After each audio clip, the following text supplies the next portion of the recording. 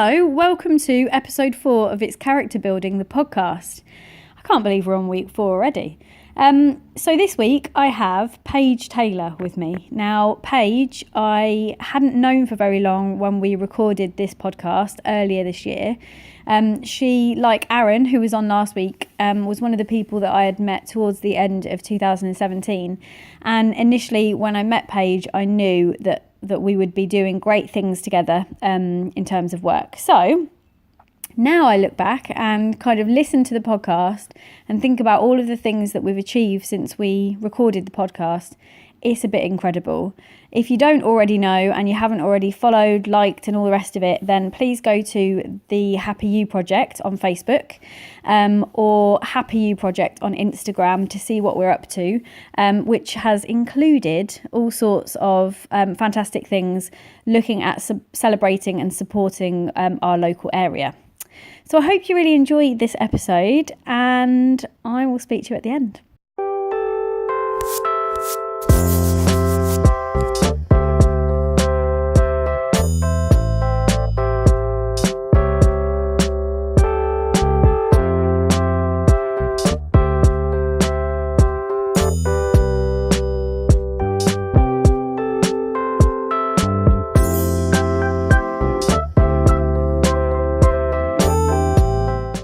So I'm here today with the lovely Paige, and we're going to talk about one of the blogs that she's picked out. But before we do that, if you'd like to introduce yourself and how do you know me? Clear my throat there. So I am Paige from Northampton, and I'm a yoga teacher and Ayurvedic therapist. And I met you. I went to come and check out Engine when it first opened. And yeah, we just started talking and I thought you were really cool. And then we decided to kind of collaborate on some things. And now, yeah, look at us now. Look at us go. So we met, you'd come in with your friend and just seemed to, I just like, you've got good vibes. I like the energy. I feel like this is, cool chick. And from there, we have created the Happy You Project. We have. Do you want to tell everyone what that's about? Yeah, so we just wanted to make something that would bring, excuse me, get choked up. Yeah. So emotional. It's just so good. That would kind of bring a little light to Northampton, make people feel good. And Laura is really good at making people feel good. She's amazing with words. Oh, stop. And I'm all right at yoga now. I've had some good feedback. So we kind of wanted to bring those two things together and we came up with the Happy You Project. So we just did our first workshop on last Sunday. Yeah. Which was very successful. And yeah, we've got loads of things in the pipe works? One of those. Pipeline. One of those pipes. And yeah. I don't know if I actually explained, but You did. And I very sneakily just turned my phone onto flight mode because I realised otherwise it's gonna really interrupt our flow. So so we just decided, didn't we? We were just like, let's do something good and positive. And I think we're both at a place in our lives where we just want to spread as much good and happiness to people, and collaborating in a way where you've got a workshop that combines yoga with some kind of training or coaching to give people practical skills to then use it in their life for, whatever issue they might be dealing with. Yeah. Just seemed to make sense, didn't it? Mm-hmm. And so, yeah, it went really well. Yeah, it did. We've got more stuff, secret stuff coming as well, which is going to be so exciting. So good. Which we can't say, but we're one of those people now. I know. We're doing it, but we can't say. Oh, I hate those people. Secret. Yeah, it's like, why say anything to begin with? Yeah. Like, just shut up and just do it. So that's what we'll do. We'll just shut up and just do it. Yeah, so the blog that you wanted to talk about. So Paige has actually read all of my blogs. Yeah, I did. Which is pretty amazing, seeing as Ellie, who is like a really old friend, hasn't. I don't think she's read any of them. She might have read one. But as you would have heard on the podcast, she's not a reader. So, so you read them all and you decided that there were a few that you wanted to talk about, but one particularly stuck out for you. Which one was that? It was How to Get the Fuck Over It. How to Get the Fuck Over It. One of my more inventive titles. Love it. What did you think? I think it just really resonated with me, and I don't know, some of your vlogs just make me laugh so much. Just like, oh yeah, that's me too. Laugh at me or with me though? No, with you. Okay, good. Yeah, not like, haha. She's so tragic. Yeah. No, I'll never do that. And there was one thing that you said in there, which was, heartbreak is the most character building thing a person can go through, and I just loved that. And I feel like heartbreak for me, this is really embarrassing. You're in a safe space, yeah. Paige. Nobody is judging you. Just thousands of listeners. Yeah. I think for me that has been like my biggest driving force ever, and the biggest lesson I've ever learned about myself, life, people. And yeah, I think that's why I wanted to choose. So let's delve a bit more into that then. Yeah. So heartbreaks then. How do you feel that that's been character building for you? So the last relationship I was in, which was ended nearly 4 years ago, was, so before, we were together for the whole of uni, so like 3 years, since 2011, and before then I wasn't very happy. I had like some mental health issues. I was using alcohol as like a tool to kind of like sustain me. I was partying. I was going out like 4 times a week, loving life. Thought I was loving life. We've all wanted to been there. kill myself. Yeah, exactly. Yeah. And then I met this person that kind of like turned my whole world 360. And yeah, like they were just wicked. Wicked, man. And yeah, and then when there was some times that were difficult, and then when uni finished, it was kind of the uni I went to and where I lived, which is Wales, big up the Wales.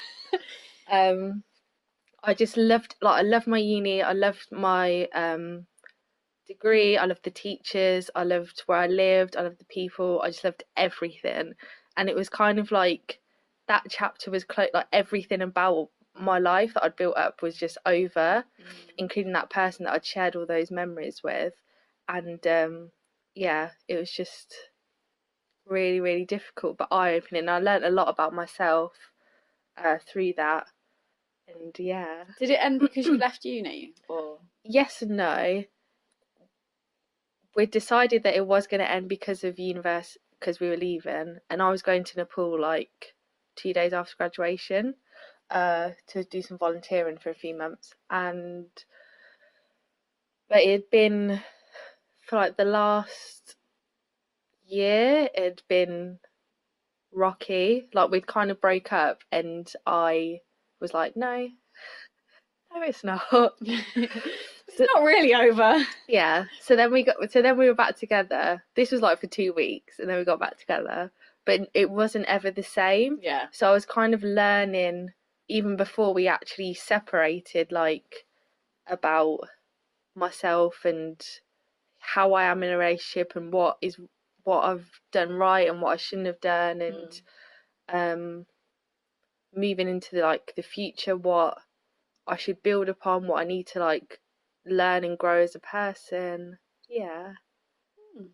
Okay. That's why I've been single for 4 damn years. It's taken a long time. Oh God, I feel your pain. I'm on like 2 years now, really. Yeah. Although, well, technically not, but technically 2 years. Yeah. So I haven't been like upset though. I've been just loving life. I haven't even like been worried about it. It's just I've been doing me. And I think that's the best thing I've learned, I think, is you have to be the person. If you want someone, a particular, like if you want, I don't know, someone that's really driven or someone that's really like outgoing, like you need to be those characteristics. Like you can't attract someone into your life if you're just being like lazy, not doing anything, being uninspiring. Like how can you expect to find someone on a different like plane of vibes to you?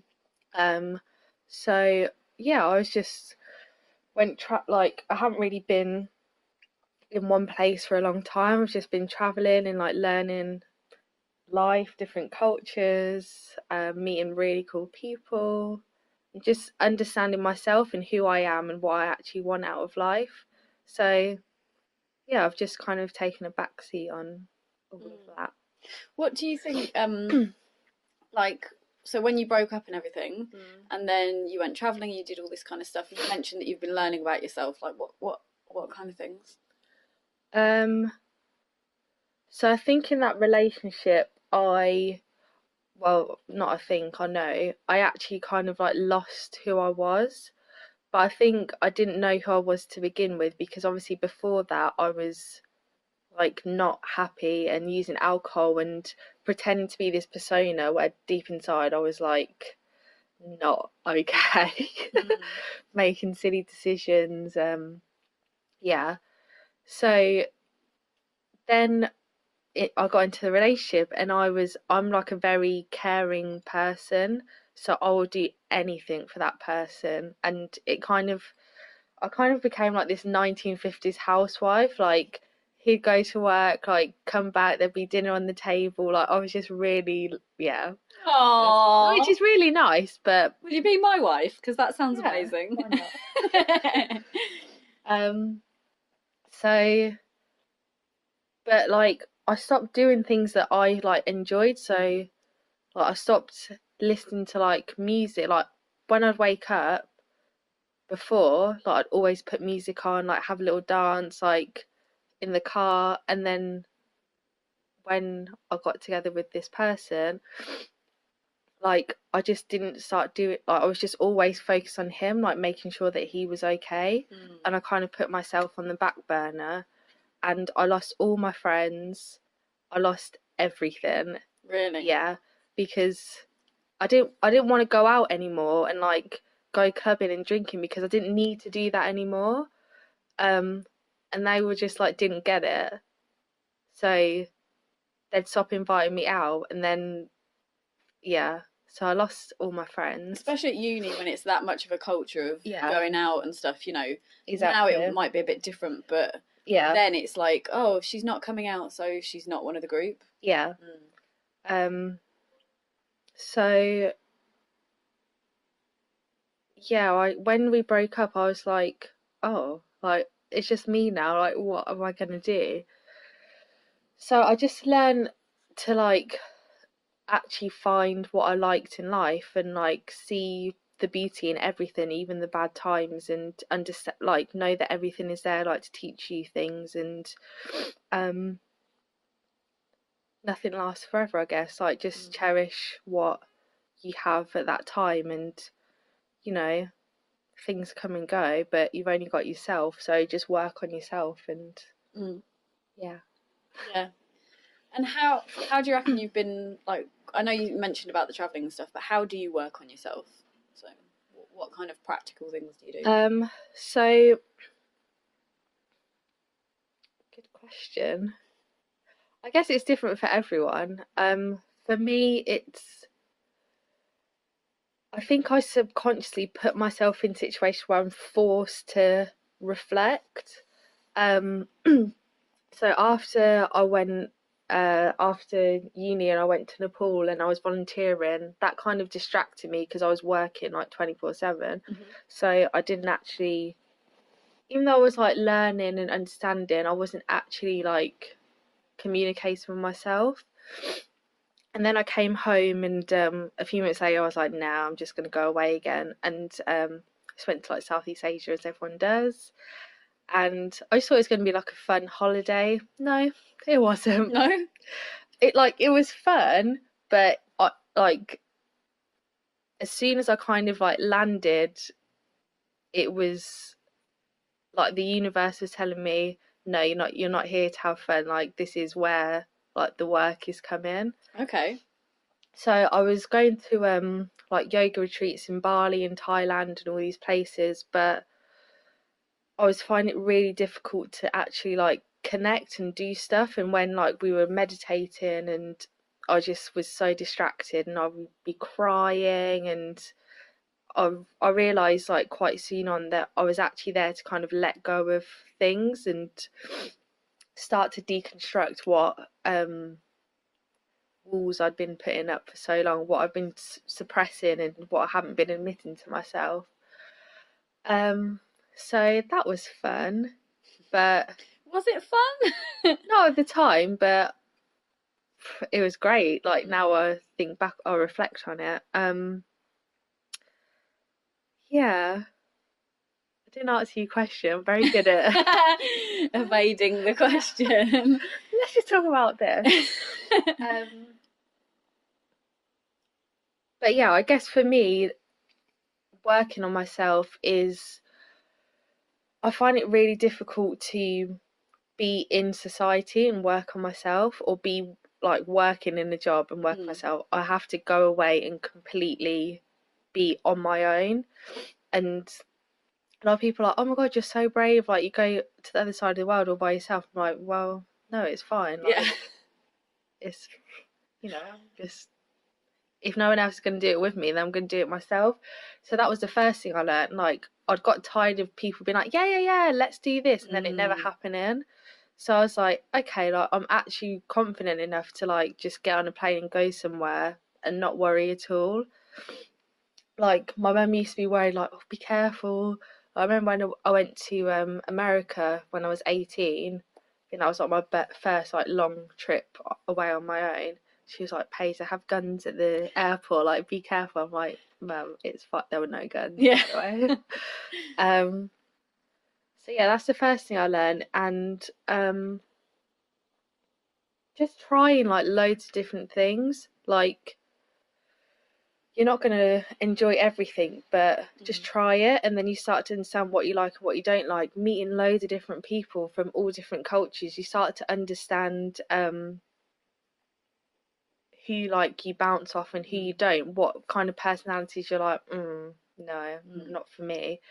And it also gives you a sense of who you are, and kind of, it's probably called like ethnocentric. So how your positioning in life is kind of gives you a sight on the rest of the world. Okay. So because I'm from England, like I realise I'm very uptight about some things.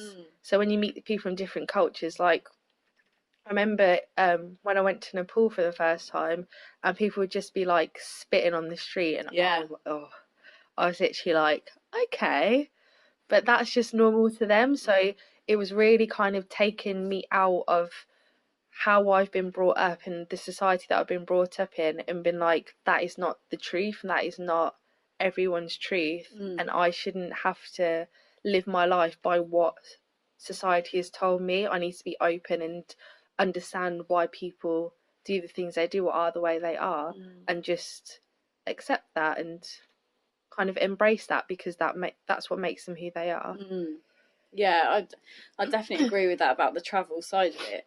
The old adage of travel broadens the mind, but it really does, doesn't it? You know, I'm like you. I'll go and go wherever on my own. Don't really give a shit.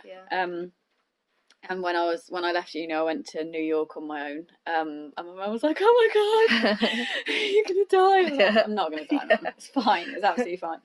And I think it's really cool to go and meet people and just to see things. And like, you can watch it on TV, you can look at it on the internet, but until you're there really feeling and hearing it. And India was probably the most amazing place I've ever been. I went last year for 3 weeks, and Christ, just I had this perception of what it would be like, and everyone was like, "Oh, it's going to be a culture shock. You know, it's going to be crazy." I was like, "Yeah, it's fine. I used to live in London. Like, I've done the tube in rush hour, mate. I can do anything."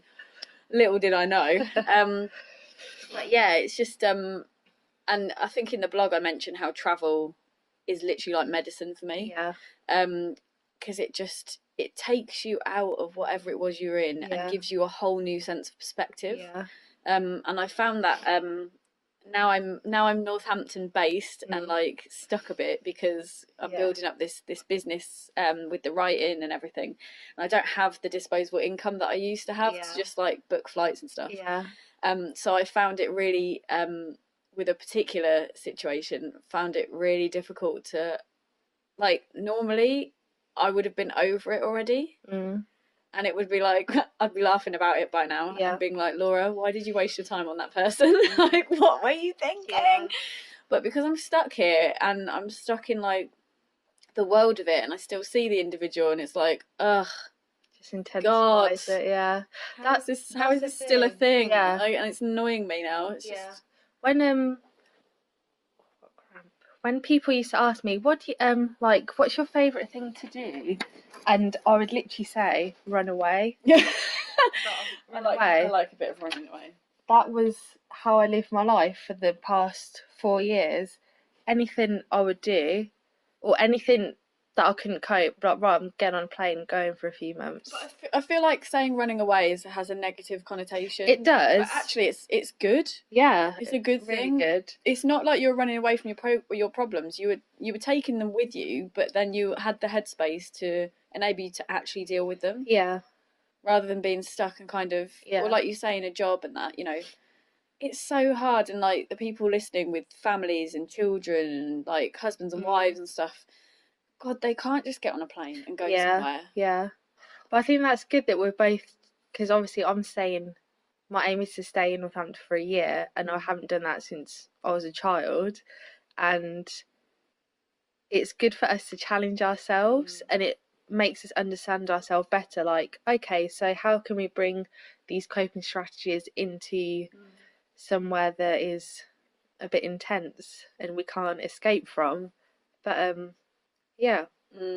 definitely. Yeah, it's been a interesting couple of months, and really it's only since January. Oh God, we're only in March. That I wish the year away. No, I'm not.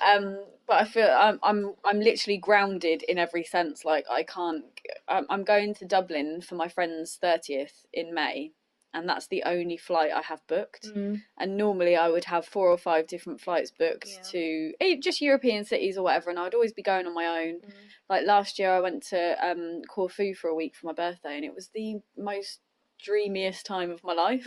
Everyone was like, why are you going away for your birthday on your own? That's so weird.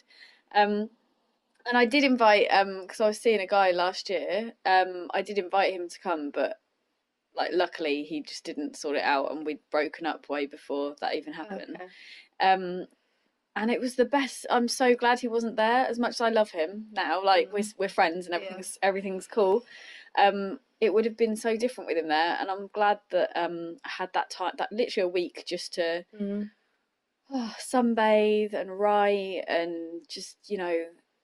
Oh, it's beautiful. And on my actual birthday I was on the beach sunbathing, and I'd ordered, it was just the loveliest place.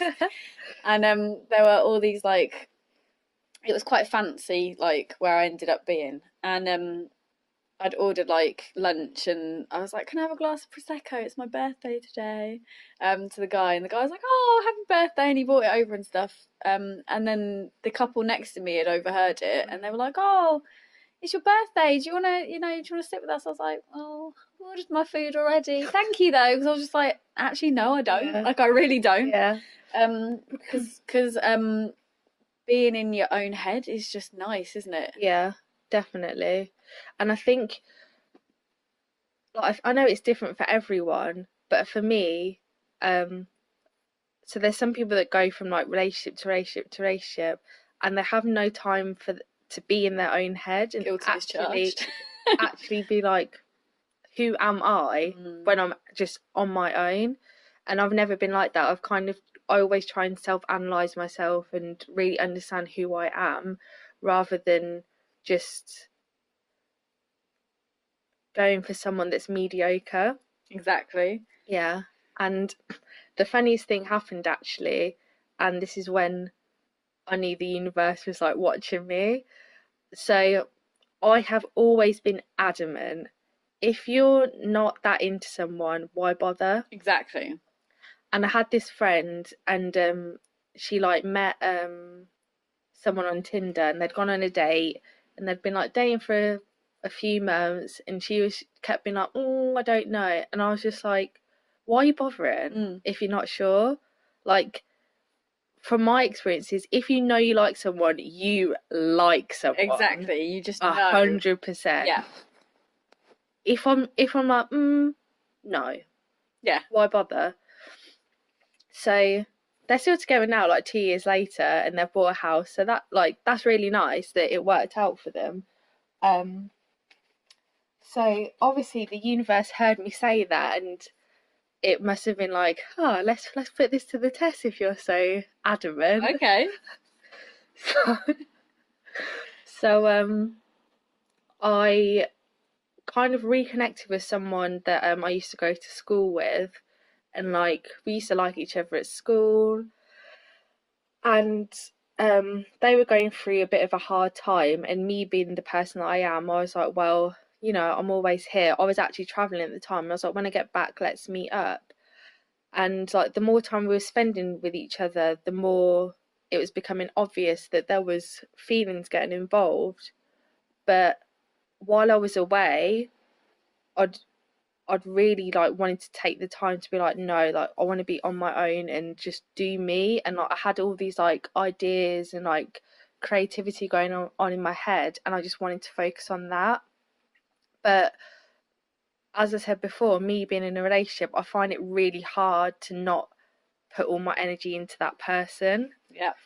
So then I kind of got into this situation where I knew what I really wanted to be doing, but I didn't have the balls to be like, no, because I felt like that would come across as I didn't care. So, and all I kept thinking was, the universe heard me saying that you only be with someone if you're adamant.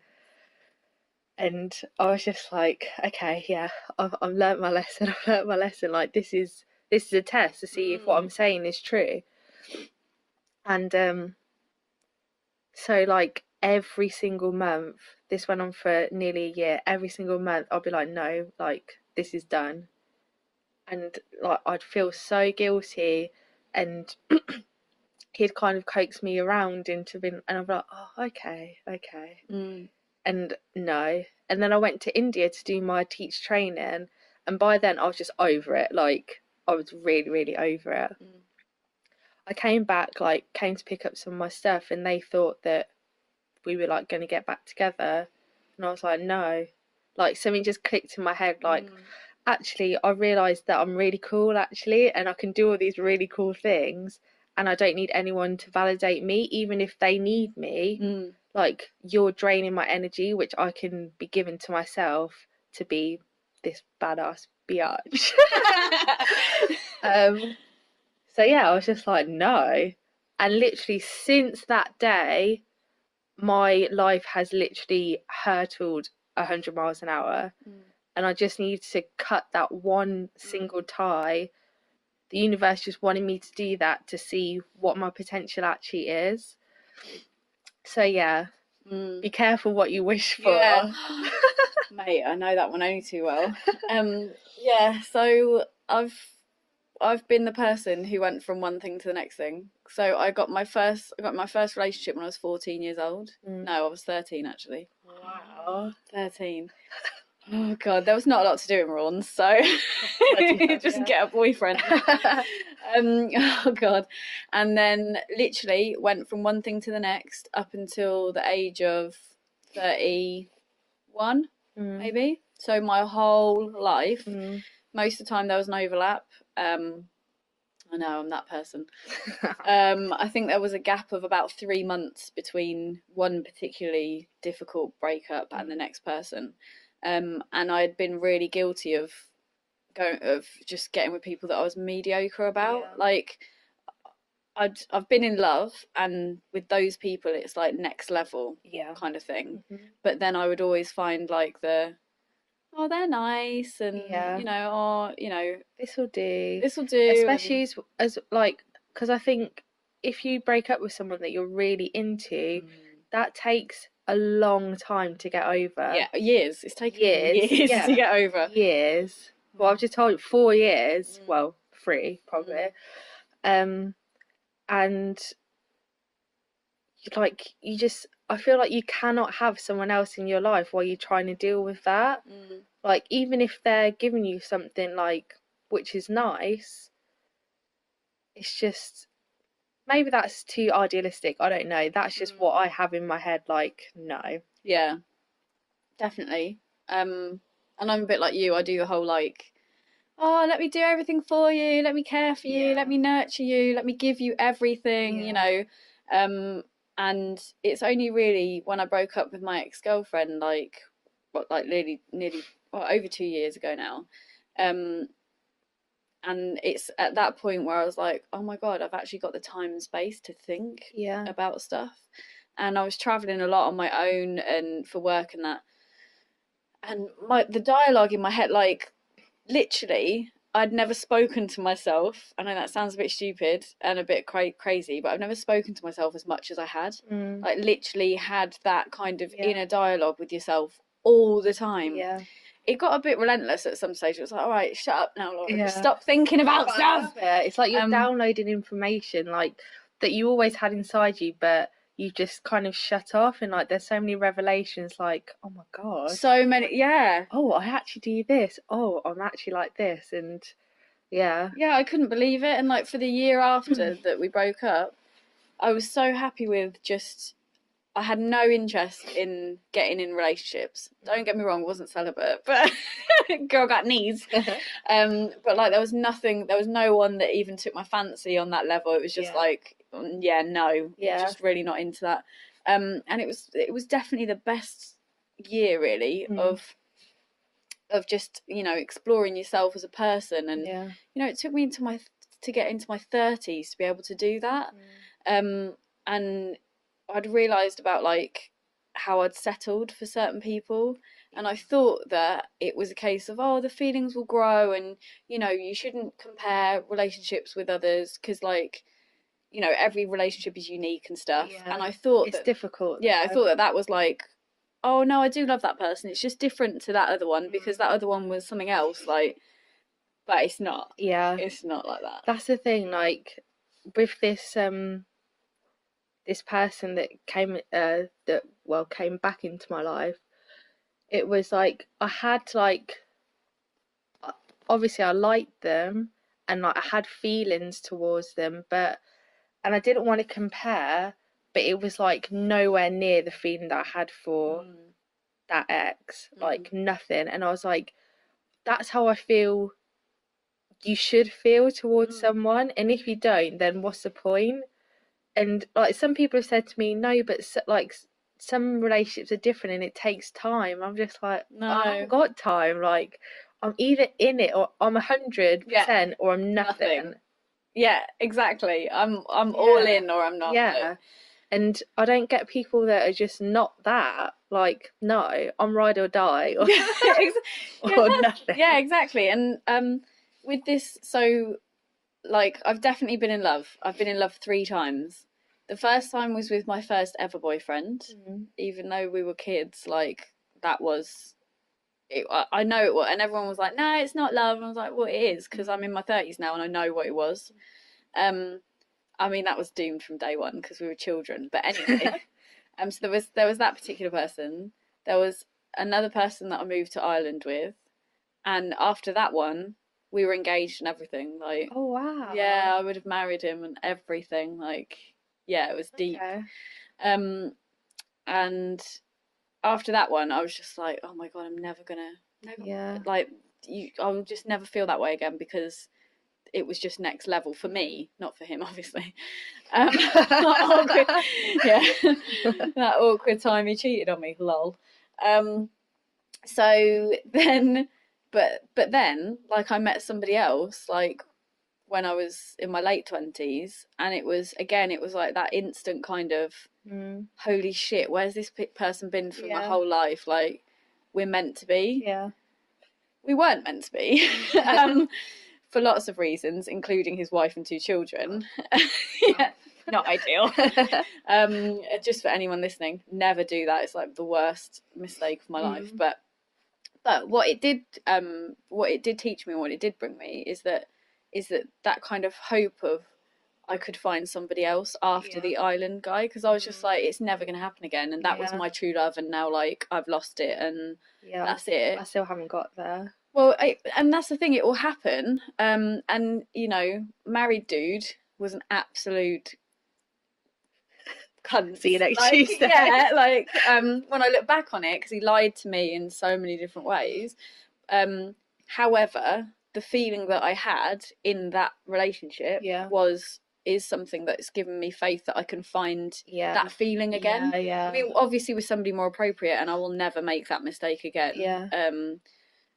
But that was a lesson in itself.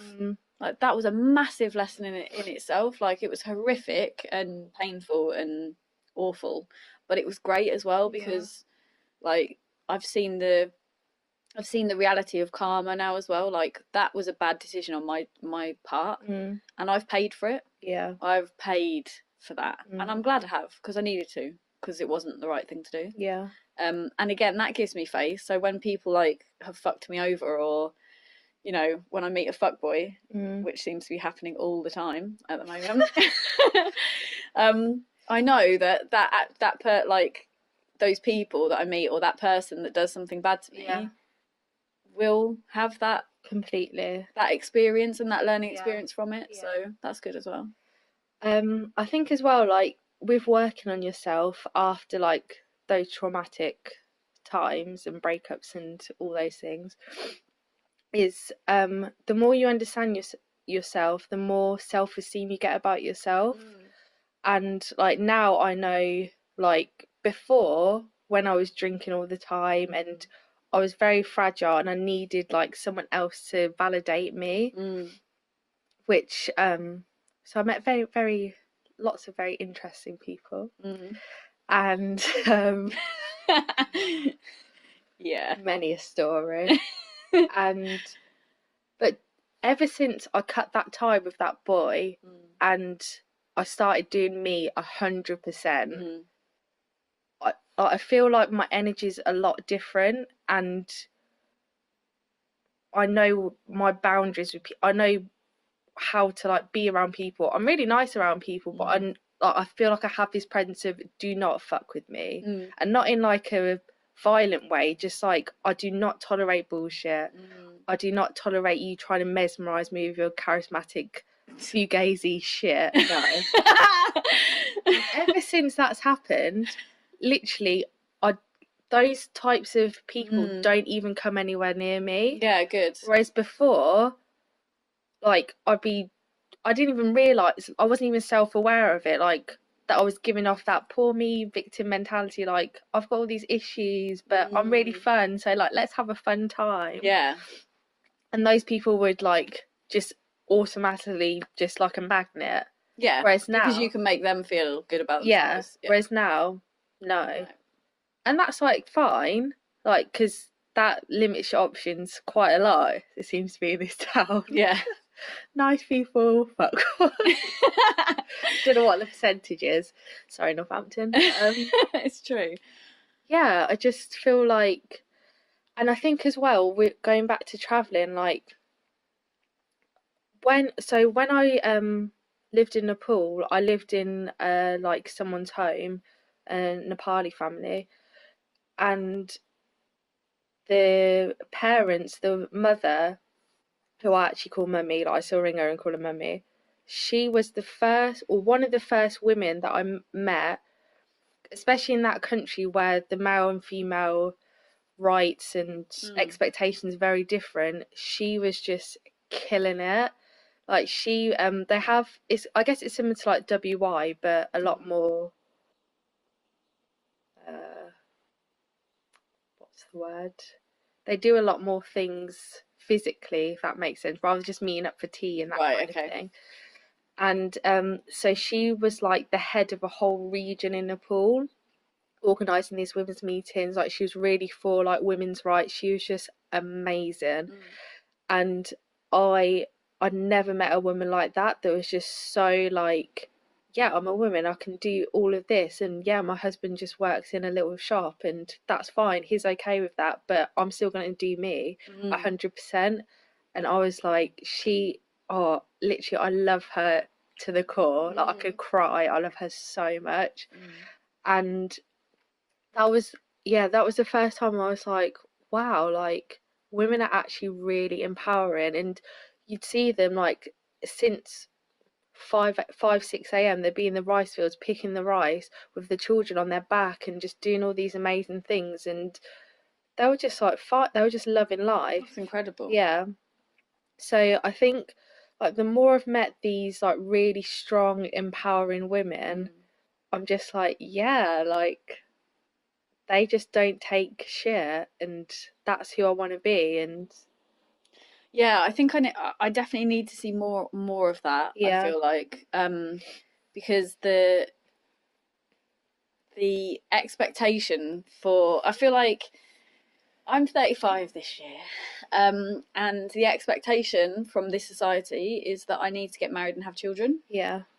And whether I want to do that or not is almost irrelevant. That's kind of the box I need to fit in. Right. And I don't have any example of anyone doing anything different. Like I don't know, and I haven't seen anyone who hasn't done that. Like all my friends that are my age are married with kids. You know, my sister, like my mum was very traditional in that way. Like I don't have any role models of people who are still, or even who are still doing that, but doing amazing other stuff. Because quite frankly, they're just they're amazing mums. They're not just amazing mums. They like, that takes all of their time and energy to be that one version of womanhood. And it's fantastic, and I'm not putting them down in any sense, because I have no idea how hard that is. Like that's just bleh. But it'd be really nice to see people living outside of that mold. And I think that's half of my problem with like relationships and stuff, is that there's an expectation to it. That it has to be a certain way, or that it you know, even dating a girl was a completely different experience, because the dynamic's completely different, and then I was looked at differently and all of that kind of stuff. And it's just like, I don't know, I'd just like to see some more positive female role models that are outside of that box. I think I've been really lucky. Like my one of my lecturers at university was, every time I go back to uni, I'm like, Lucy, knocking on her office door. Hello. And the first ever like meeting or like assembly almost that we had on like Freshers Week, she's like the head of anthropology, so she runs the whole course, and she really like changed like the dynamics of it. Before it was like really theoretical and boring in a way, talking about these men from 1900 like going to tribes and all this stuff. I did anthropology, by the way, the listeners. And she was like, so she came in like to the on the thing platform. The platform, we'll go like the stage. Okay. And she was like, yeah, I've got 3 kids by 3 different men. No, I don't want to get married. Yeah, I am a woman. Yeah, I am the head of anthropology. Yeah. And I was like, oh my God, she's giving me life already. She was like, why am I like trying to be like this thing that society expects me to be? Like, no, I'm not having it. I was literally like, Yeah. I was like, who is this woman? she was just killing it. She was like, I don't want to talk about men from the 1900s. Like, no. Like, let's talk about actually modern anthropology. Like, who are the women? What are the women doing for other women? Like, how are we, like, building this, like, world together? She was just all... I loved her. I still love her. Of course, yeah. must have been amazing. Lucy Atala. Find her. Shout out. Shout out Lucy Atala. Plug. I love her. And if anyone wants to do anthropology, go to the University of Wales, Trinity St David. She's life. She's life. Yeah. And all my lecturers were female, like, well, most of them, all, like, really good in their field. Yeah, I feel, I suppose, really lucky that I've actually met women that don't give a shit about who they are. They're just doing them. And that's something I've always just, like, looked up to. And that kind of goes with the, well, yeah, I'm 26, and like, in most people's eyes, that's still really young. But all my friends have their own house, bought their own house, are in really long-term relationships, are getting married, like, want to have kids in the next few years. And I'm nowhere, anywhere near that world. And I think for a long time it took me, like, some really digging deep into who I was to be like, actually, that's okay to, like, not that I don't want that, but I don't have to follow that path of, because yeah, right, I'd love to have to buy my own house, but I can't work in an office for 10 years saving up. No, that would kill my soul to do that. I just can't do that. So I think it's just about accepting that you are different from the norm, and that's okay, and you'll find your own way, and that even if no one even gets it, I think that's the hard thing as well, trying to find and meet people that actually understand the path that you're on. Yeah, and traveling helped me a lot with that, whereas before it's just like, oh well. And even like job interviews, oh, you've had all these different jobs, like you leave after 3 months. Yeah, it's because I can't cope. Okay. Yeah. I'm just not built for that corporate world. No, I just want to be free. And yeah, it's kind of the same with relationships. Like, when I was away as well, I really learned that I want to be in the best thing I ever read was one of my blogs. That was a joke. Oh, I wish I could put your face through the podcast. No, I've loved all your blogs, but unfortunately, I don't know. Yeah. Sorry, go on. I don't know who said it, but it was being in love and being in a relationship should make you feel like you're 100% free. And I was like, yes, that is exactly how I need to feel. Like, all these, like, silly things that people just think are love, and like I'm not saying this is all relationships, because it's not, but controlling and like putting people down and not letting them like go and do what they want to do because you're worried about your attachment to them. No, we need to like move away from that now. And how I want a relationship to be for me is having no attachment towards each other, like, as in, you're not dependent on me, I'm not dependent on you. Like, if you leave, that's not going to kill me inside. Like, I can accept that I am a whole person and you are just someone that kind of boosts my life. And yeah, like, I completely love you and I'll do anything for you and I'm always there to support you, but I'm me and I'm doing this and you're doing that, and together we come together and like have this great life together. And that's what I feel, for me, a relationship should be, not like this. I don't know. I think it's very easy to become codependent and to like lose yourself in a relationship because they take so much effort and time. Yeah. Like, it takes a lot of, you know, your energy and your focus, and you know, we only have a certain amount of time in the day, you know, we're working, we're sleeping, and then the rest, you know, the rest of the time is dedicated to like building and maintaining these complex relationships with people.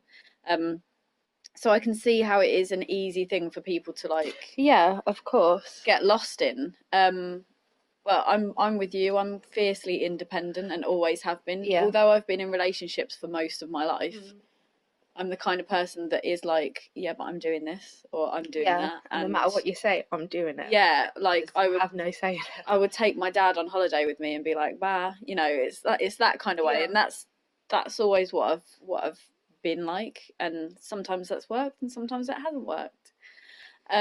So yeah, like that's kind of yeah. So yeah, that's kind of it. That's kind of me. But yeah, like I say, it's worked sometimes and sometimes it's not worked, and I think it is just making sure that you understand what you want from a relationship, whatever. And like I've recently had to make a choice quite early on with seeing somebody about like what I actually want, because their agenda was completely different to mine. And I could have done like the old me, like the me in my 20s would have just let it go on because I liked them. And I would have just in the back of my head known, but still kind of made it a thing, and it probably would have gone on for a year maybe. So cut. Yeah, but like literally, and I told a couple of my friends, and they were like, "Why are you having this conversation with this person? Like, you've only been dating like a minute. Like, what are you doing?" And it's like, because I know myself, and I know that I'm going to get more and more attached, and I know that I'm going to let this person do whatever they want to do and like shit on me from a height if I don't cut it off now. And that's kind of like, you have to do that at some point to choose what kind of life you want, and it is a conscious decision, I think. And I think as well is communication, and the guy that I like reconnected with, I felt like that was an opportunity for me, because in the last relationship I just kept everything bottled up, like because I just didn't want to jeopardize anything in that relationship, so I just kept quiet the whole time. And I was like, okay, so now I'm seeing this guy, like I can actually vocalize like how I feel, and I started to understand, oh my god, communication is it's important in every relationship, friendships, your parents, anything, but just like actually saying how you feel. And I find like people find that really difficult, and they don't want to hurt people's feelings, but the longer you build it up, the more difficult it's going to be. And yeah, and you've taught me a lot as well about communication. Oh, thanks. Did I? Really? Oh. Just been honest, been like, and also, and I've never seen this before, like when you were telling me, whoever you're talking to, you'd be like, okay, this is what I want out of this friendship, relationship, partnership, anything, like this is what I want out of it. Just putting not all your cards on the table, but just being honest, because some people might have never been, then like, oh, okay. And it's about constructively growing together rather than just kind of tumbling through, not really knowing what the other one's thinking. And yeah, I think with friendships I'm more guilty of kind of, or I have been more guilty of just letting things run along, like and then you're kind of in a position where you're not happy with that dynamic, but it's been going on too long for it to then change, and then it's kind of like, well, how do we have this conversation, because we don't talk on this deep level anyway, so yeah, it can be particularly difficult. But now I'm just at the point where I'm just like, no, fuck it, I don't have time or energy to waste.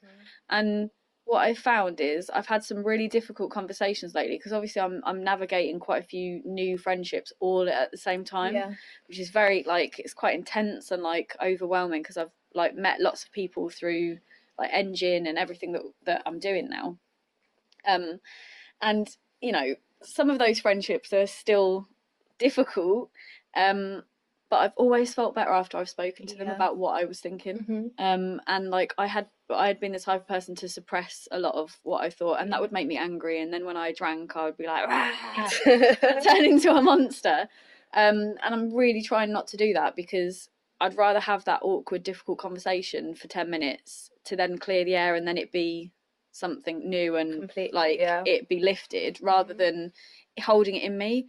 And I've like really noticed how holding anger inside makes me feel ill. Oh yeah. Like it just makes me like I can't sleep. It I taints just your whole. and I can feel it. Yeah, I can feel it physically and mentally. I Yeah. feel it in me, and like it's still something that I'm like struggling to communicate, because I get I get a very emotional response very quickly. Like I can go from 0 to 100 in like a nanosecond.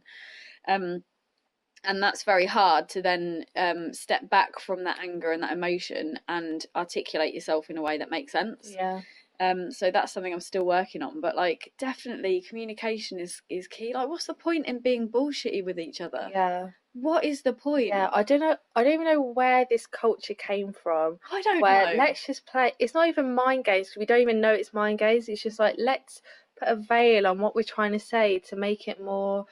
I don't know. It's just like, no, Yeah. that needs to stop. I feel like we're just trying to make everything palatable or something, but Yeah. actually it's not, because then It's it's just messing people bullshit. up. Yeah, like that's why we're all fucking paranoid and miserable and like taking antidepressants. Yeah.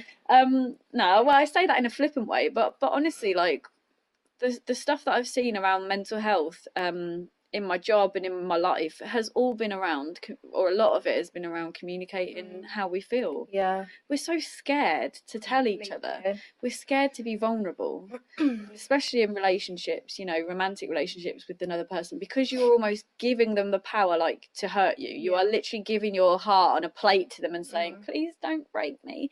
And you become so vulnerable to it. So you either give yourself over and like go with it, but know that you're resilient enough to get out of it the other end, or you just don't, and then it becomes something that's like not even real. And that's really difficult once you've had breakup after breakup. That becomes even more of a head fuck to then be like, okay, here's my like damaged, like glued together heart, take it, please don't ruin it. And yeah, I think that's probably the next step, is if I ever met somebody that I was really into, it's like literally trusting that I can get over it, that they're not going to break me. Yeah, it's difficult. Scary isn't it? part though. Yeah. Yeah, I don't like. I remember like that you know, that pit of the stomach when you feel physically sick. You know, I never want to feel like this again.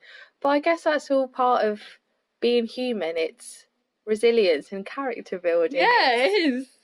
Just keep going, and you can't switch off a part of your life because something happened. Like, yeah, it was that TED talk that I watched. I forget who it was by, but tough emotions are our contract with life. Like they just are. You know, you can't have amazing times without some really, really fucking shit awful times. Yeah. And everything that I've been through, and I've, like, don't get me wrong, I've not had a hard life on the grand scheme of things at all. I've been through particular periods that have been difficult for me, and I'm glad. I'm glad that I'm there. 100%. I'm glad that that I didn't marry the guy in Ireland, because we would have been married and had kids, and then he would have been cheating on me through that whole time, and that would have been awful, and then I would have been stuck with him for the rest of my life because we would have had kids, and then it just would have been horrendous.